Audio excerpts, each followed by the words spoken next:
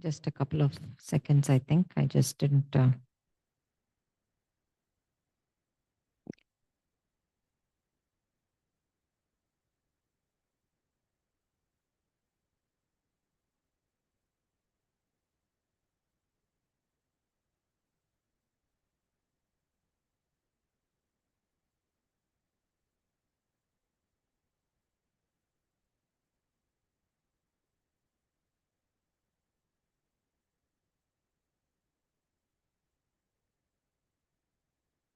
Sairam, let's start the study circle with 3 ohms.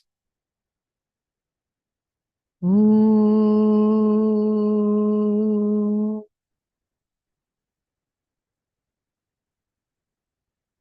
Om.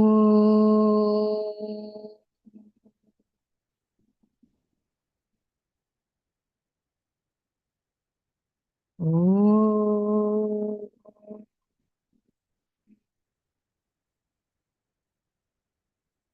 Dear Swami, we are so grateful to be able to meet here together in your presence today. While we are here together studying your word in your Bhagavata Vahini, we ask that you open our ears and hearts to whatever it is you want us to learn. Please speak through each one of us and help us progress in our spiritual journey. Jai Sai Ram.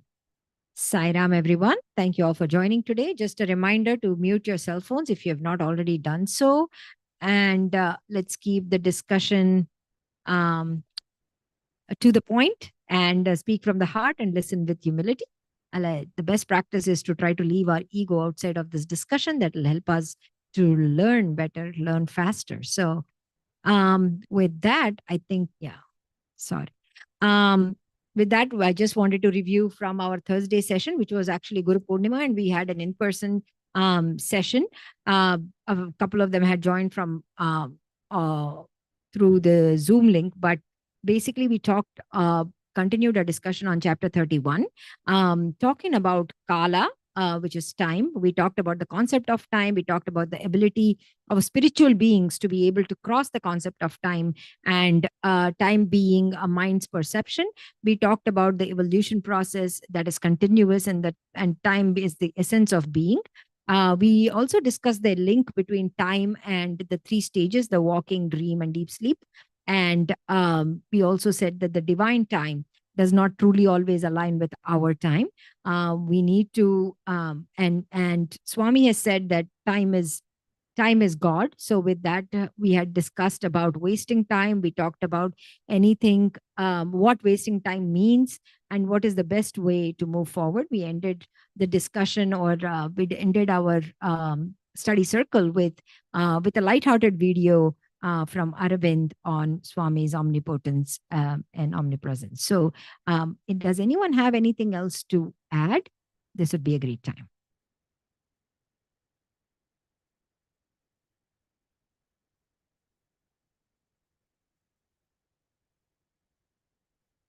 Last time that I was going to say something and suddenly I missed the point. So I just remembered I share it. One thing is, I think Sai Prashant was mentioning something about looking at the results. I just wanted to say results should not be our thing. The goal should be kept in mind and not the result. So I was just reminded of, just remember what Edison did.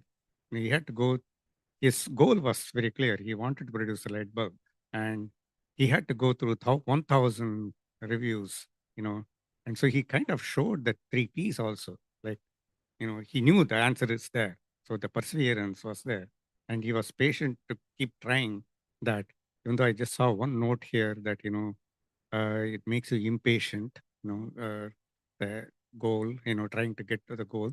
But I think, perseverance will kind of overshadow that impatience. That's right. Yeah. If we have that, then we don't have to worry about it. But it is important to have patience and perseverance. Yes. That's fine. Sai Ram, thank you.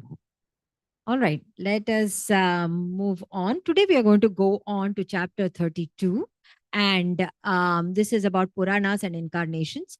So we are just going to listen to the chapter first and we'll continue the discussion. Sai Ram. Bhagavata Vahini, Chapter 32, Puranas and incarnations. Answering the king's query, Setsuka said, "If these 10 characteristics of the Puranas have to be described in a few words, it will be hard, for each has to be indicated clearly, as when the processes of butter making have to be described, each item from the milking to the churning has to be touched upon. Each step is important. The 10 names relate to the attributes as marked out by their meanings. But the purpose of all is the gaining of the butter, liberation. It is for the attainment of that liberation that the 10 names are assumed. The Puranas are all designed to confer on the eager and earnest listener the support and sustenance necessary for the pilgrim proceeding to liberation. What the Vedas indicate by means of a statement here or an axiom there, or by an implied suggestion in another context, or even by a direct description of the actual experience in some other section, is elaborated by the Puranas for better clarification and inspiration," said Sukha. A question arose in Parikshit's mind as he listened to these words. He gave utterance to it thus: "Master, you said that you will be relating a Purana to me. Therefore, I would like to hear more of these characteristics. That will make the listening more happier and beneficial." Sukha made ready to answer this question. Starting the description of the 10 marks of the Puranas, he said, "Listen, O king. I have decided to relate to you the Bhagavatha Purana. It is saturated with answers for all the doubts that arise in your mind and all your questions. There is no Purana higher than this. Of its characteristics, the first one, namely, is Sarga. I shall tell you what it means. When the 3 gunas or attributes, Sattva, Rajas and Tamas, are in equilibrium, it is called Prakriti, the primeval substance, Mula. By the disturbances in the equilibrium, the disbalance, the 5 elements are produced, namely the earth, water, fire, wind and sky. Also, the subtle attributes of these 5, smell, taste, form, touch and sound, creating also as the subtle senses that can cognize each, the nose, the tongue, the eye, the skin and the ear. The mind and the ego too arise from the same principle. This process of creation is what is meant by the expression Sarga. The second mark of a Purana is Visarga, that is to say, Sarga or creation in a special sense. The proliferation into manifold varieties of beings, through the interaction of various oddities and peculiarities in activity, is what is described as Visarga. It is intimately associated with the all-embracing Supreme Person in whom the universe is immanent. Sthana is the third chief content of a Purana. Everything that is originated in the universe must have some bounds, so that it may serve some purpose. The fixation of these limits and the processes by which the limits are honored are all described in the section entitled Sthana or state. A machine, for example, has a key by which alone it can be started. It has also devices by which its work is regulated and stopped, or else it will be a source of danger to itself and its users. The establishment of such regulatory devices is the subject comprised under Sthana. The next distinguishing mark of a Purana is the inclusion in it of a section Poshana, fostering, guarding, preservation from harm. To put the matter simply, all fostering, guidance and preservation are included in the one comprehensive subject of divine grace. The sapling that is planted has to be fostered with love and care. All creation is thus fostered by the grace of the Creator.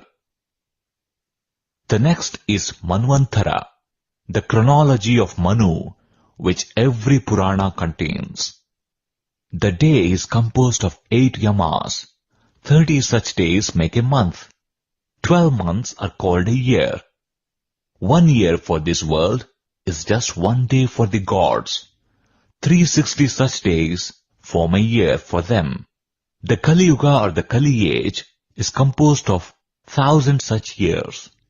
The previous Dwapara Yuga had 2,000 such years, while the Treta Yuga, which preceded it, had 3,000, and the Krita, which was the first of the four, had 4,000 such years. Each Yuga has 200, 400, 600 or 800 contact periods or Sandhya periods. 12,000 such years comprise a Mahayuga. 1,000 such Mahayugas form a single day for Brahma. Every day of Brahma sees 14 Manus, lording the universe. So, each Manu is master for more than 70 Mahayugas. The story of these Manus and their lineage is named Manvantara. Uti is the next sign of the Purana. Uti means the consequence of the activity, its impact on one's nature and career. The nature of each life is determined by the impact of the activities of the entity in previous lives. It is not assigned by a wayward God. God treats all alike. Men forge their fates differently through their own waywardness and willfulness. Uti deals with this aspect. Isanukata is another subject dealt with in the Puranas. It means the glories of Isa or God, and the meaningful ways in which men have experienced the might and majesty, the sweetness and light that the glory represents. Then we find in the Puranas the Lakshana or aspect dealing with Nirodha or absorption. The Lord absorbs within himself all glory that he makes manifest. He then goes into the sleep of yoga until the divine impulse to manifest again disturbs the divine equipoise. Mukti is another subject all Puranas dilate upon. It means the liberation of man from the bonds of ignorance, ajnana, which keep him encased. That is to say, man is to be liberated from the awareness that he is the body in which he is encased. He must be made aware that he is the Atma, the soul which is the reality thus encased. Ashraya is the final aspect dealt with in Puranas. It means the help, the support, the prop. Without help, liberation cannot be attained. The Absolute is the prop for the universe. The Absolute Paramatma, from which all this has emanated, in which all this exists, into which all this merges, is the prop for achieving liberation.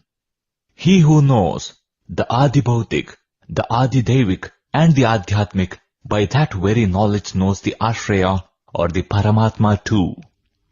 Parikshit interrupted the sage here and pleaded, Master, tell me then, what are the Adibhautik, Adidevik, and the Adhyatmik? Sukha was happy that the question was put. He prepared himself for answering it. O king, I see a thing. That thing is Adibhautik. But what exactly is seeing it? You may say the eye sees it. Wherefrom does the eye get the capacity to see things? Think of it. The deity presiding over the eye is the sun, Surya. He gives the eye the power of vision. Without the sun, in the dark, the eye cannot see, isn't it? The sun, therefore, is Adidevik. But there is one more basic process in this process. The Jivi, the individual behind all the senses, behind the eye, the ear, and the rest. That Jivi is the Atma, the Adhyatma. The Atma, the deity, the senses, that bring knowledge of things. Without these, the process cannot continue. The Atma is the witness. Now, I have told you the 10 characteristics of the Bhagavata and the other Puranas. Tell me, O king, what else you desire to know from me? I shall gladly relate to you the same. I am ever ready, said the sage. At this, Parikshit said, Master, I could understand the 10 marks of the Purana. I came to know that the Paramatma, who is in everyone as Atma, is the witness of time, space and causation. That eternal witness has assumed many forms for the sake of the world and upheld morality and righteousness. I wish to listen to the divine narratives of these incarnations, of Rama, Krishna and other manifestations, and of the deeper mysteries of these appearances. Do not feel that time is short. Let me sanctify every moment that is available, intently listening to the inspiring narration of these incidents. I pray that my thirst may thus be quenched and my heart be gifted with contentment by your grace. Sukha replied, O king, I was also entering upon that narrative, so listen. Every concrete manifestation of God is significant. There can be no higher or lower. The story of each of them is elevating. Listening to these stories may make you feel that one manifestation is grander and more sublime than another. It would appear as if you get more inspiration from one avatar than another. But all are equally divine and mysterious. The manifestation is suited to the time, the task, the circumstance, and the need. Its form is in accordance with the purpose. Listen, O king. God is omnipotent. He knows no distinction between the possible and the impossible. His wizardry, his sport, his play, his pranks cannot be described with the vocabulary that man commands. Though he has no rupa, form, he can assume the form of the universal person, embodying all creation in his form. He is one, but he makes himself many. Matsya, Varaha, Narasimha, Vamana, Parashurama, Rama, Krishna, Buddha, Kalki. People relate to each other that these are the divine forms he has assumed. We have to visualize all forms as his. The vitality of every being is his breath. In short, every bit in creation is he, the manifestation of his will. There is nothing distinct or separate from him. But for the protection of the world, for the upholding of dharma, for fulfilling the yearnings of devotees, he wills specially and assumes a special form and moves in the world. He confers joy on the devotees by his divine acts, which convince them of his advent. They are thus confirmed in their faith and prompted to dedicate their activities to God, and thus save themselves and liberate themselves. Therefore, people consider the form aforesaid, which were assumed with this end in view, as specially sacred, and they worship God in those incarnated forms. On certain occasions, for resolving certain urgent crises, God is incarnated with forms embodying part of his divinity, with some divine powers and potentialities. Examples of such incarnations for the protection of the world are plenty. When sage Sukha spoke thus, Parikshit lifted up his face, lit with strange joy and exclamation, Did the charming Lord assume such forms through a part of himself? Of course, it is all play for him. Tell me about these forms taken by him for the preservation of the world. Make me happy listening to that narrative. Praying thus, he prostrated before the preceptor. Sukha continued, Listen, O king. Kapila, Dattatreya, Sanaka, Sananda, Sanat Kumara and other sages, Rishabha, Naranarayana, Vishnu, Dhruva, Prithu, Dhanvantari, Hamsa, Manu, Balarama, Vyasa, and many such divine personages are but name forms assumed by the Lord for granting boons to the devotees, for saving the world from ruin, for laying down the code of morality and right behavior for humanity, and the restoration of traditional and well-established ideals and moves among mankind. There are many more such Amsha avataras, partial incarnations. But we have no time for the detailed description of each. Moreover, they are not so important as to merit detailed consideration. I responded to a request because I felt a short review is enough. But Parikshit intervened. He said, Master, tell me at least very briefly the reasons for the Lord incarnating so, even though only a part of him incarnated as Kapila, Dhruva, Dattatreya, Dhanvantari, etc. Tell me about their achievements and the significance of each advent. That will afford me purifying enlightenment. So, Sukha said, Devahuti, the wife of Kardama Prajapati, bore 9 daughters, and as her 10th child, the Kapila form was born. The Lord appearing as Kapila became the preceptor and spiritual guide to the mother, Devahuti herself. He taught her the secret of attaining liberation and vouchsafed to her the teaching that led to final release. The consort of the sage Atri, Anasuya by name, prayed that the Lord may be born as the child of her womb, and the Lord replied, Granted, Datta. Since the father's name was Atri, he was called Datta Atreya, that is Dattatreya. He showered on Kartaviryarjuna and Yadu, emperors of high renown endowed with all glory, the great treasure of yogic wisdom. It is in this form that God, in the beginning of this kalpa or age, moved about as the 4 child sages, Sanaka, Sananda, Sanat Kumara and Sanatana. They were ever at the age of 5, so innocent that they wore no clothes, so divine that they spread wisdom and peace around them.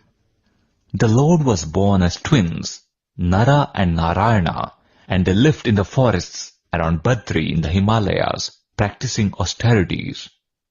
They had Murti Devi as their mother. The Lord appreciated the intensity of the austerity of the boy Dhruva. He conferred on him the blessing of his vision in concrete form. He sanctified the lives of the parents of Dhruva. He crowned him as the Lord of the polar regions and set him in the sky as the pole star. When the downward falling wicked Veena was cursed and destroyed by the sages, and when his body was churned, the first sovereign ruler of the world emerged. Because the Lord took that form, he was Prithu, the first Ishvara, Lord of Prithvi, the earth. By his austerity and good conduct, Prithu saved his father from hell. He restored prosperity and morality in the entire world. He built villages, towns and cities on the earth and ordered that men dwell peacefully therein, each performing in loving cooperation with the rest the duties assigned to him. The Lord was born again as a child of Nabhi and Sudevi. He manifested as a Paramahamsa, a realized sage, and he taught the supreme remedy for all ills, namely renunciation, Tyaga, and the ways of cultivating it. Later, the Lord took the form of Yajna in a Brahma Yajna, and since, above the neck, he had the form of a horse. He was called Haya, horse, Griva, head. Therefore, Hayagriva, the breath of Hayagriva, manifested as Vedas. Meanwhile, the wily ogre Somaka stole the Vedas and hid them in the surging floods of Pralaya, the great dissolution. So, the Lord had to assume the form of a fish, search for the Vedas amidst the depths of the sea, destroy the ogre, and bring the Vedas over to be restored to Brahma, and thus re-established on earth the ways of living laid down in the Vedas and the goal of life marked out therein. The Lord had assumed many forms appropriate for each need and manifested himself on countless critical occasions and showered his grace on the world. He has destroyed the fear and agony of mankind. He has rescued the good and the godly. Countless are the narratives of such advents. His will results in his advent. So, it is foolish to investigate into the reasons that prompted him to incarnate. Those who seek to know or lay down the causes for the Lord, willing one way and not another, are really on an impertinent adventure. So too are those who assert that his power and his plans have such and such characteristics, qualifications and limits, and those who claim to know that the Lord will act only in a particular mode, and those who declare that the divine principle is of this nature and not otherwise. There can be no limit or obstacle to his will. There can be no bounds to the manifestation of his power and his glory. He fructifies all that he wills. He can manifest in whatever form he wills. He is unique, incomparable, equal to himself alone. He is his own measure, witness and authority.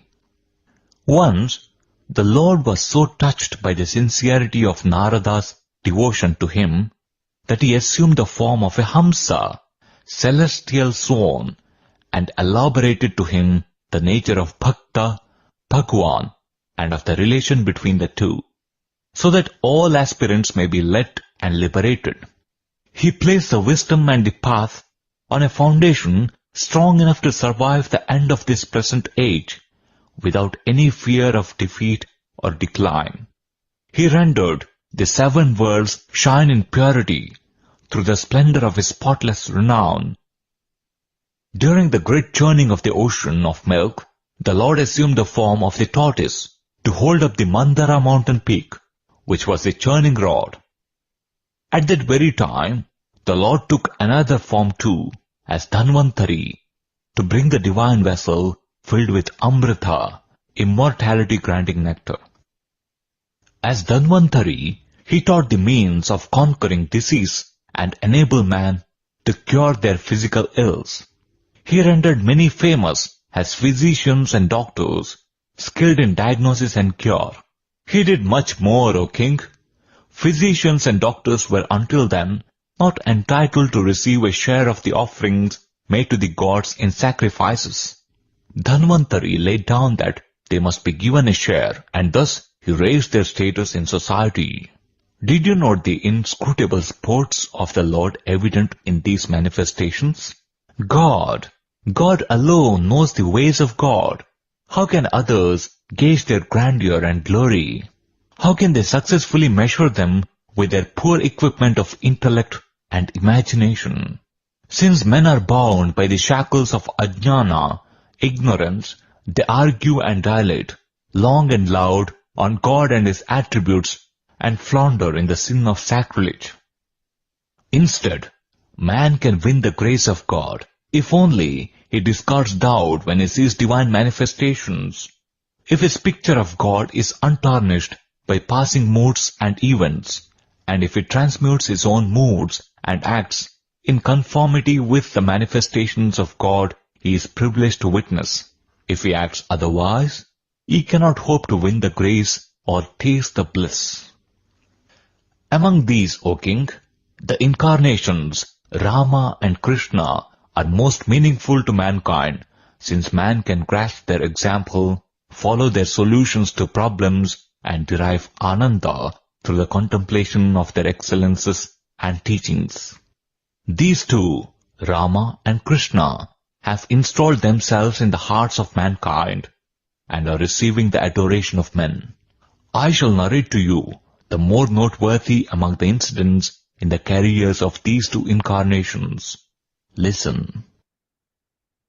Okay. So I know this has been a long chapter, but this covers a lot of incarnations and talks about the characteristics of Puranas. And of course, the recording is actually has missed the initial piece, and I don't think we really need to read the whole thing, but I just wanted to let everyone know that it didn't start there. So it skipped I think a couple of slides that I had. So anyway, so bottom line, we did talk about the characteristics of Puranas. Sorry to make you all dizzy. And then moved along to the incarnations.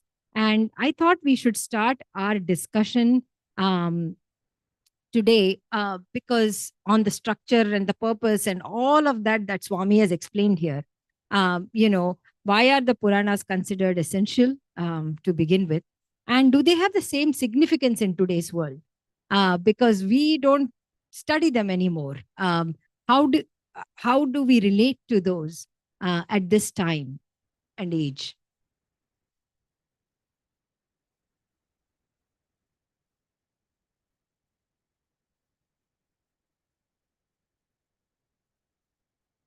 Sairam, I think they have a very, very important significance, very significant, because every Purana, every story has a message in it.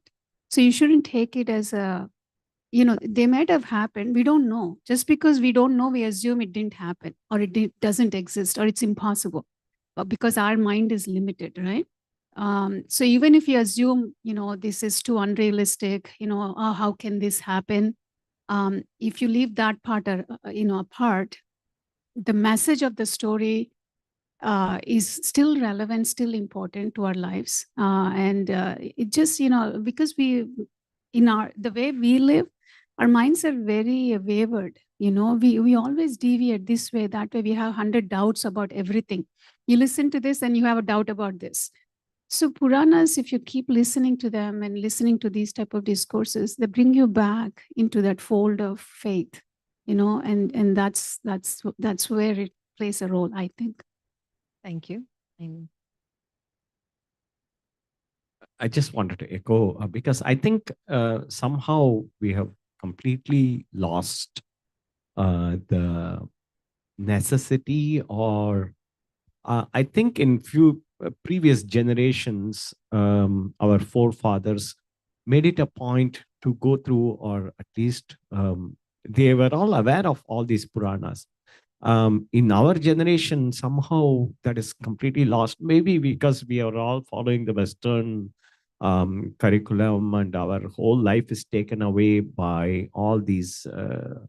In this one's mundane because it's all worldly pursuits. That's all it is. So I think we should this day at least we have this information available. See, in the just one generation above, unless they were told, unless they attend in Tamil we call Kada Kalachepam. So somebody who's a learned person who narrates that story or this one, if we listen, then that was the only way we could do that.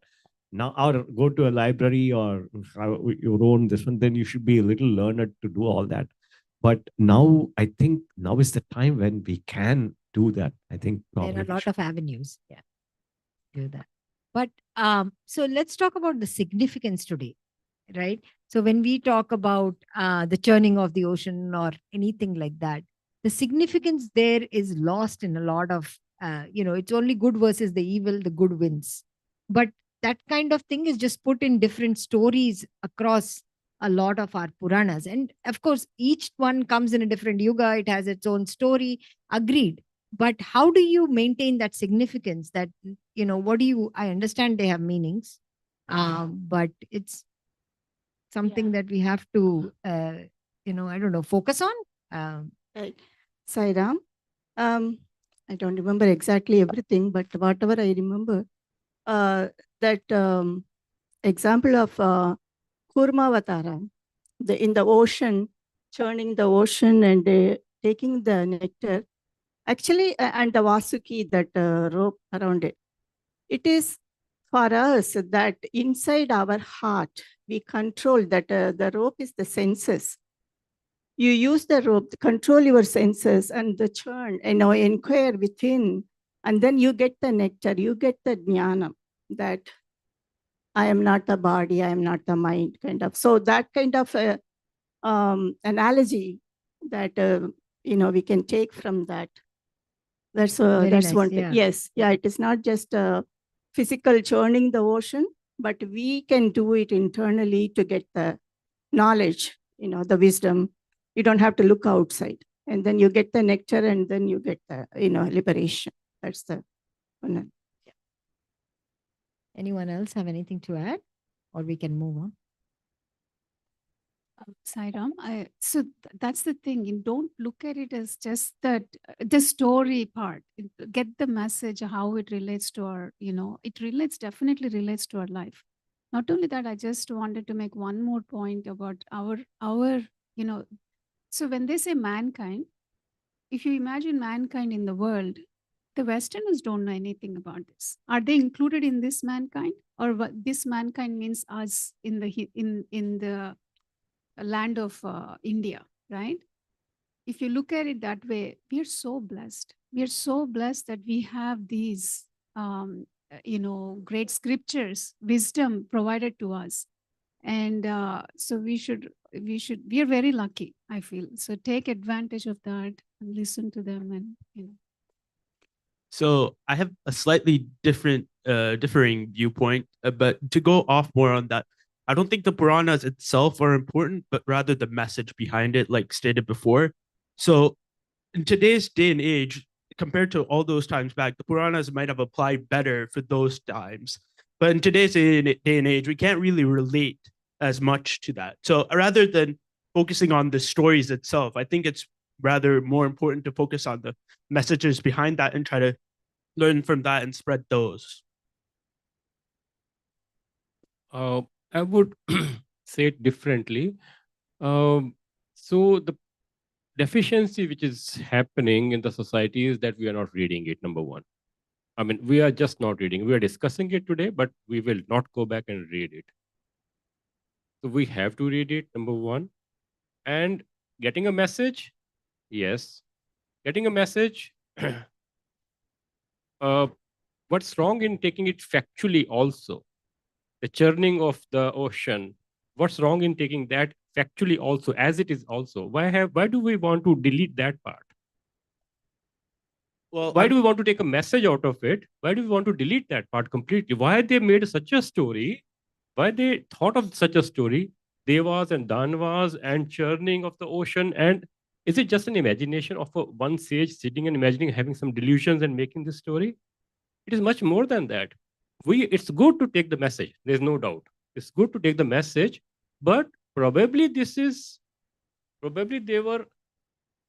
said a theory of evolution of the galaxies. Probably they made a theory of how the world is made, how the universe is made.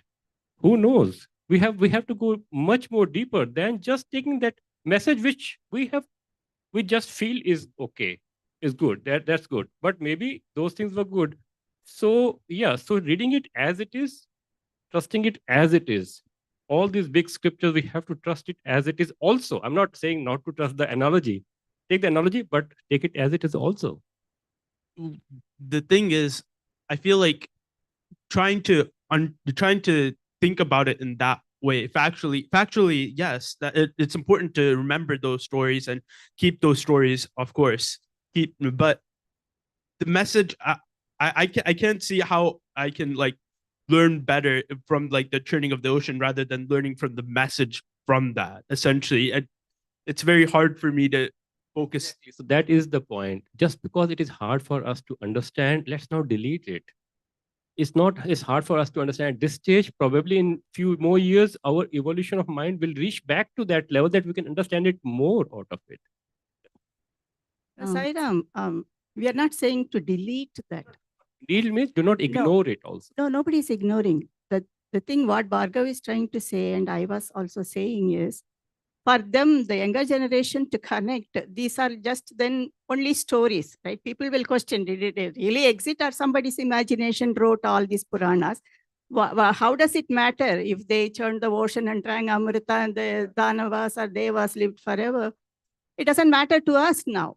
But then when you say that this is, if you can turn it this way, even that example of the chariot and the senses, the body is the chariot, the senses are the reins, right? And you control it, and the horses and the intellect, the charioteer is the intellect who is controlling, the horses are the senses. So when you put it that way, then you can understand how you can use that Puranic stories and use it in the present day for the modern men or women, to apply it. Yeah, and that way it makes sense. Yeah, and try to make it more understandable for people in today's time and era. Don't forget those past stories, because they might also have very significant theories and information as well. But try to get some more stories to try to apply it to today's day and age. Absolutely. Yeah. Because we are all limited on time. That's why that time is so important. We are limited. Our time here is limited. What are you going to use it on is also something. And yes, people have taken the time to know about it as well. Yes, please go ahead. Sairam, kind of, I mean, I can fully relate to where Manoj is coming from. For example, we take Ramayana. The Ravana picks Sita, and then there is a Pushpaka Vimana. He travels to Lanka. Now, if you talk about like 200 years back, people who read, they could be questioning, how can anything fly? Anything fly above? Okay, that is the question they would be questioning, as to this all must be imagination. But we know today there is an aircraft that can fly. So that is possible. So what Manoj is saying is, instead of discarding that as an imagination, we just give, maybe it is possible. So give that element of truth to it, accept it, and then of course relate to the message from it. That's what I. So one thing I want to mention is, you come across even now, I think probably in the movie theaters, there are some shows going on, movies going on, which are purely imaginary, right? And these have now come to a point where they actually have actual actors acting the roles, but you know that they're all very, imaginary stories. So what I'm intrigued is, these were done thousands of years ago, so the creativity of uh, human mind, is what we have to look at and learn from that. That's what I'm feeling, that you can actually capture all the values right out of stories which look totally out of our thinking. That's all. Sairam, yes, please go ahead, Rakhi. Sairam, they both already described what was going on in my mind, Venkaji and others. It's like Puranas or whatever the olden days. We are so fortunate that when we grew, we listened to our parents, or we grew up in those atmosphere. We came apart from that place of land to this country. But now we all are meeting here. Every week we are getting that opportunity to sit and take home something, which includes our study circle, which includes where we are. So we can relate. But what we could do also is, everything has a moral value. That is what it is. And those moral values can be given to our future generation, to what we have received from our parents, but in practicing and implementing them. But the moment we step out, we all are different. So that is what, at the end, even in Puranas, it's good or bad, evil or anywhere, it all teaches us what we should look forward to, what lessons we should take it in our life. We can say great words, but if we don't practice, we are always coming back to where we are. So essence is that we can always give to our younger generation, especially listening to what Baba videos. I have not grown up with Baba's this, but now I can see him everywhere. I can imagine him everywhere. That is what I can relate. I don't have to grow. But I'm like, every drive of me, if it's an hour, I listen to that. So when I implement that in my real time, I might be wrong 99 times, but I'm learning 99 times, is what I can see in that. So that. Very nicely put. Thank you. Okay. So moving along, I just wanted to bring out the 10 Puranas, of course, the 10 characteristics of the Puranas that Swami has taken so much time to explain. So I thought, somewhere he wants us to do something. So I have just, I could be completely wrong, because the 10 characteristics is something that most of it I took from the story, but some of it I have put it in my own words. So if there are words that are not right, please ignore and forgive. But how do these 10 aspects trace, I am assuming the Puranas are talking about the soul's journey, because that's what Swami is saying, from primary creation to supreme being. So, how do these 10 aspects trace that? And how can, again, I'll come back to today's world. I have not grown up knowing these characteristics, or in an environment where we are discussing such characteristics. So, and when I go out today in the world, no one is asking me about these characteristics. So obviously, I have not paid attention to this, which is probably important to know, but I don't know that, because the world today is giving me a different message. So again, one, is it important, and to what extent is this important?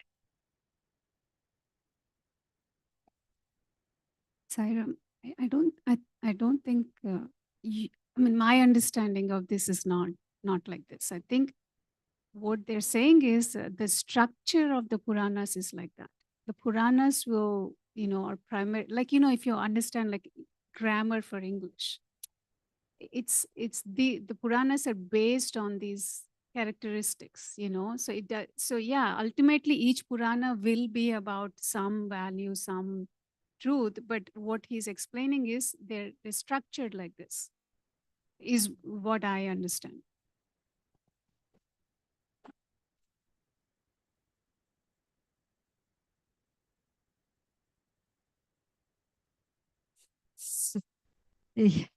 Yeah, I know this has a lot of information. Agreed with that. I know, like everyone feel.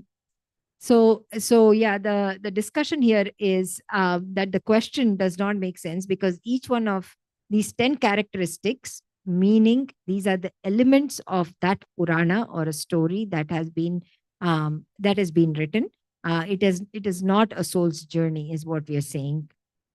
Yeah, it will have all of these components in that story. So that's where we are going. Okay. All the Puranic stories, they always have a plot, okay, and subplots. And then it makes it interesting to read. But then they always have a lesson to learn from it also. And then they talk about that karma, the consequences. And when we listen to it, read it, those are still in existence. Cause and effect, we are not going to get away from it. And then if you listen to some stories, who did what and what happened, and maybe we can say, okay, that is a possibility that I don't want to get into. So there are a lot of lessons in it, good versus evil. The good is always, it wins. I don't know any Puranic story says the evil won and the good was pushed under. No, never like that. So these are the lessons we can take from them, So in that way, yes, we should be aware of this. And when we were growing up, all the bedtime stories are only Puranic stories. One great aunt was living with her all the time. Evening dinner time also, she would sit and say, she didn't formally go to school or no, she knows all the stories, all these names, which is hard to remember. I found memories of that. So that, pick your interest to learn more, Wow, if you can read the Harry Potter without sleep all night long, kids do that. Why can't they read these kind of things? Now my daughter ordered Bhagavatha book. Now she is waiting for PR there. So she has some break time. She wanted to read only that, 1,000 pages. She is halfway done, she said. She said, wow, it's more interesting than Harry Potter. So yeah. The kids have to, we are also at fault. We don't introduce these things to the children, younger generation, especially, I don't know about India, but here, they're so distracted. It's not just the children. So I wouldn't say that. So my mom did try to tell Tanmay all the stories of little Krishna, which we enjoyed as children. He said, oh, he's a bad boy. Why are you telling me all the bad boy stories? He's not listening to the mother. They have so many options here, children. They have other things they are exposed to. But we never asked that question, because we always thought that was cute and funny. But that is not the concept of the next, generation coming. So we have to change what stories we actually tell them now, from where we. So anyway, like we said, it was all a mouth, yeah, exactly. Please go ahead. Yes, sir. So I was just trying to connect back again what Shobha said, like the boundary, like we are all blessed kind of thing to be as Indian. So is like, I feel like it is little beyond that thing, like a boundary, because it's always makes me think that like all these gods who are they residing only in the airspace of India or something like this? I always have that doubt kind of thing, because why? I don't think that's what she said. No, it's not just, see the other day, like I had a long, like I was in the middle of my meetings. One of the guy knocked my door. He just wants to, um, he just wants to, what is that, like promote more of Christianity. I had a 1.5 hour discussion with him. Like after all, he says like, okay, so you don't believe Jesus? Okay. So that's again, like I was trying to explain him like what I believe. I showed him the Bhagavad Gita. I showed him the Ramayana book and all those things. Like, okay, so all these things, like then he has this small 10 pages, 20 pages he gave to me. Like it's this chapter, like this is. I said like, okay, the same thing has been written in this also. So probably like it is what I had a 1.5 conversation, 1.5 hour. Like I left my meeting and okay, but because it was interesting, like what is that? Like he wants to say to me, I was telling him, like I showed him, I told him like, okay, these are all the same things like we have. It could be a different way. It has been written in the same times, which has been written in India, whatever, who is it is. It could have been written in a different format here also. So there is nothing like, okay, then he asked like, okay, who? Again, still like this, does Jesus is first or like your God is first? Wow. So, yeah. no, So I that think is it's why, God. yeah. So that is why we are blessed. So it's no, That it's is, again, see, that is where it stops. it's not about plus kind of thing. See again, see, as you said that like I'm not being introduced or like I'm not being brought up in these kind of things with this. But I was being like when I was in just like I remember like it was in second grade or first grade. I always used to go to Bhakta Prahalada, Dhruva, and all these movies. Yeah. Then I was always have like in my subconscious memory all You these are things. I was that. able to connect it. All this connect like. So it is all about an introduction of these things, like whether you are in India or whether in US or something like this, it has to be introduced to any of the new soul. That's where like they can connect it. Otherwise, like even if you are in US or in India also, now the kids in India also, there is They nothing. don't know. That is, we have to propagate it. Yeah, so that is correct. Yeah. That is the beauty of Hinduism, that we are not restricted to one thing. Hinduism, we never say you have to believe in this God, then only you get moksha, nothing. See, for them, they have to, that is their religion. They have to believe in Jesus Christ only, you will get a liberation. That is kind of their dogma. That is what it is for them. Yeah, right? I feel so like they cannot understand why you don't believe in Jesus. What are you talking about? All this. Yeah. The problem is they think we have too many gods. We are stupid. absolutely. We worship cows and trees and even cockroach. But the thing what they forget is that we see divinity in all of them. That is what we are. That is exactly the respect. message I was saying. Right? That's what you should say. But Not they like don't. what I said, but you can say the divinity. See, that is exactly. We should demarcate, like, okay, even Hinduism, Christianity, or like something. If you go beyond that thing, because that is where like we need to have that final state of that thing. Because when God is there is nothing like a God is differentiating whether it is Jesus or I don't know. I don't want to go there also. Whatever it is not a differentiation to this area, that area, or something like this. It's all about it's the same soul. It is there in that land and this land or something like this. So we have to go beyond that. This is all we have created, like whether it's a Hinduism, Christianity, Muslimism, all these things are like our way of what is that, like classification of the things. Yeah. Yes, please. I was just going to answer to Uma. It's not that only they are also supposed to see divinity in everything, right? But even Hindus, like I didn't grow up in any of this, but so unless you're at this level, you're just going to the temple and praying. You're actually, most Hindus are probably not seeing divinity, because I've never been to India, but what I've been told, if you're going to Tirupati to go pray to God, then why are you pushing everybody to get to God, right? So there lies that. Okay, so the The difference I was trying to point out in Hinduism is we don't go out to convert anybody. We are not saying you see divinity in everything, but we are telling them we see divinity in everything. That's where we can stop. The rest, they can assume whatever they want to. That's what I'm trying to say. We are not going to convert anybody anywhere. Okay, but the fundamental difference is their thing says we are born sinners. But what we are saying, we are divine beings having a human experience. That's where the difference is that only. If we don't know anything else, at least this much we can say. Right? He says the same thing. Right. Like, we're all born as sinners. Like Right. the only Jesus can help you out, like to get out of this thing. I love this one when Swami says we are all divine beings, just having a human experience. It sounds a lot better than you are a born sinner. Then already we have the baggage. Oh, I am a sinner. What am I going to do? Where do I go? Yeah, You know? it's not only that. There is in Jainism also, it is the same concept. The concept is you taking birth in itself, your sin. So every time you breathe, you are so you have to keep asking forgiveness for everything that you do. But after some time, the human mind does not work that way. Gratitude does not work for everything. At some point, until you reach a certain level, I think Swami makes us realize that in a very simple terms. The gratitude comes once you see, help ever hurt never.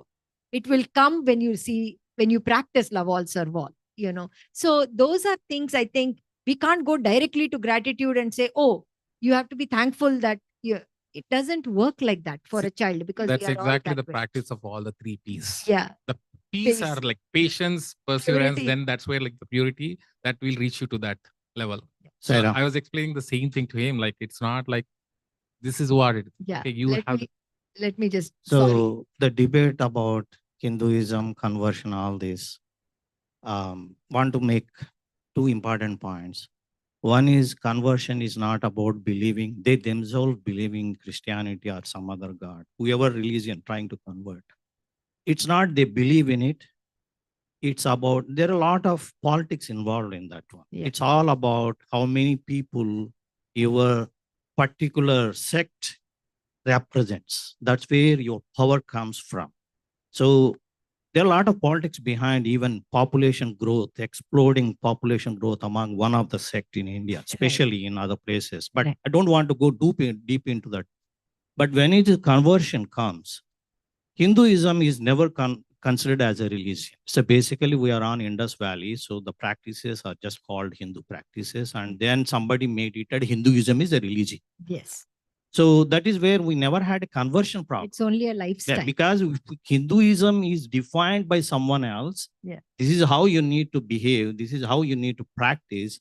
Then probably our mind also could have gone in that way. Oh, we will convert them because we have more power converting them. But it's not a religion, basically. It's all just practices. Just want to make sure that the conversion is not because something they believe in. It's they were pushed to do some kind of jobs. They were offered money, some places. Somebody do voluntarily, but I'm not going into, there is always general sect is there. Some people really believe. They try to convince some people, oh, I believe in Jesus. Even Hindus, some cinema actor, we know Jai Sudha was a born Hindu, but she got some problem and she believed in Jesus. She converted into Jesus. It's all about personal choice. Yeah. So basically, that's what I am saying. Conversion is a business in modern days, and that is what is happening. Yeah. Okay. Sairam. Yeah. Last, Bhargav. My Thank you. personal view is Hinduism is essentially a way of living, Sanatana Dharma. So it's essentially anyone, in my personal viewpoint, it's anyone who wants to live a dharmic life, whose goal is to live a dharmic life, is essentially following Hinduism in a sense. It doesn't matter who you believe, what God you believe. Right. It doesn't matter anything like that, where you were born, what race, religion, caste, creed, anything like that. It's trying to live a more dharmic life. That's the sense of Hinduism. Very nicely put. And with that, I think we can actually end, because that was a nice summary of everything. Let's just, I wanted to actually bring this life application today. So, use breath as a spiritual anchor. So basically just focusing on inhalation and exhalation while sitting, while you're praying, chanting, or just even if you're working, bringing your focus back to breath at some point. I believe that it does help us to divert from the current chain of thought. So once we practice this, I think we can at least talk about the importance of breath. So with that, let's end with Om and Three Shantis. Thank you all for participating today. Om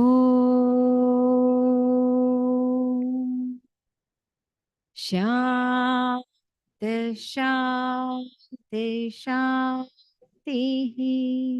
Sai Ram.